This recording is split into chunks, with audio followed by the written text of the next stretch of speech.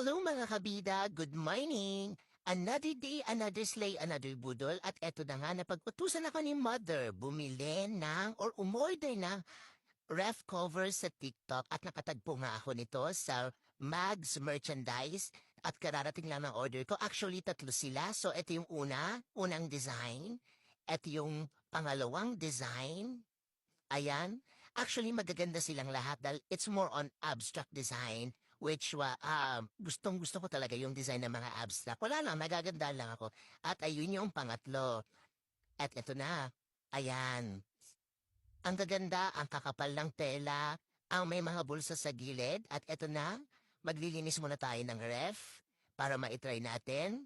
At mamaya mamimili tayo. At ito na nga, titignan natin kung ano ba ang mas bagay or mas magandang gamitin for the meantime. Ito ba o ito? Ito na yung napili ko, yung kulay gray. So, patong na natin. Tignan natin. Ayan, finifit in ko pa siya.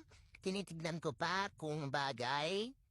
And then lalagyan natin mamaya yan ng mga palamuti. Ipapatong na natin dyan yung mga dating na nakapatong. And then yung mga bulsa, goods yan. Kasi pwede mong lagyan yan ng mga kung ano-ano. Like yung mga bills mo sa bahay, bills ng ilaw, ng tubig. At inusukuhan na kaunti yung ref para mas ma-flex. Ayan na. Thank you so much, Megs Merchandise. 111 lang isa, tatlong binili ko, plus shipping fee. Bye-bye! When I put it in your life, you a fiend. Go look.